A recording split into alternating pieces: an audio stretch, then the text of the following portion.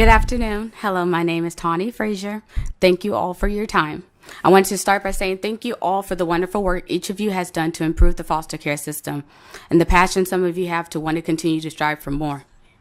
As I begin, I want to say that children don't get to choose who they are born to. Sometimes it works out, sometimes it doesn't. Some get lucky, others don't.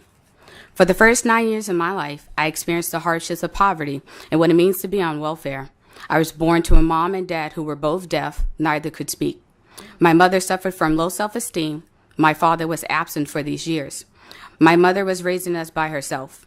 When my father appeared, he was an alcoholic and an abuser who provided no support to me, my mom, or my siblings.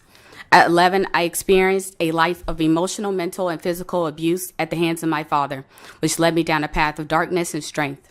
I remember being hungry. Often, I remember opening the refrigerator and only seeing butter. I would just eat it.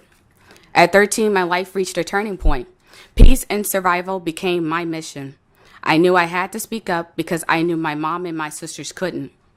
I made the decision to reveal the truth about my abuse and the death threats made by my father in an essay in my 7th grade English class. I had enough. I am grateful that my teacher read it and heard me. I knew a social worker would come to me. They had before when I was 8.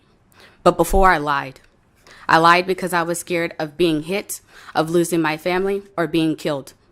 But fear gave way to survival. My decision to reveal the truth caused my family to be torn apart. My sisters and I were taken into foster care in October of 2010. We were split up and my father went to jail. By my father being in jail, I allowed my sisters and I to be reunited with my mother. But my father was released only after 18 months.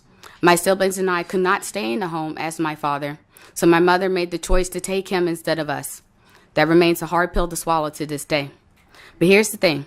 Whether I was in care or at home, it was hard. At home, my sisters and my mom blamed me for speaking out, for revealing the family secret. It was all my fault.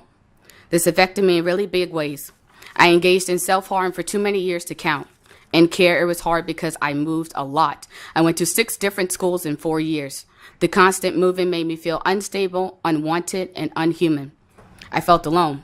I was alone. I remained in foster care till I aged out in 2015. As time went on, I learned to overcome adversity and accepted the truth about my upbringing. Today, these are the things that I know. I did the right thing to bring my family to safety. I no longer engage in self-harm because I am good and strong and worthy. My blue hair is the outward expression of that. I want the world to see my joy. I know that walking the world alone for 17 years is a feeling that I never want another foster youth to experience. And because of the FYI program and this opportunity, I now know that those who work for the Department of Children and Family Services have a really hard job and the work is complicated. I experienced 5 to 6 different social workers and none of them could help me. I also know that our jobs and our work is not over.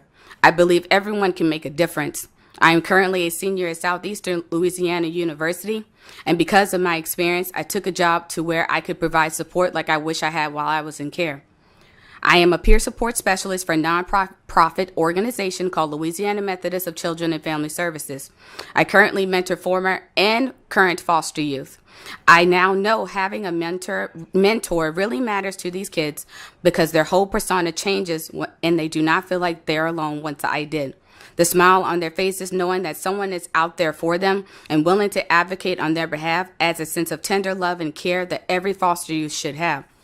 Every kid in care should have someone there for them, and none of us should rest until they're due. I would like to close with a quote. Transformation is not 5 minutes from now. It is a present activity. In this moment, you can make a different choice. And it's these small choices and successes that builds up over time to help cultivate a healthy self-esteem and image. Thank you.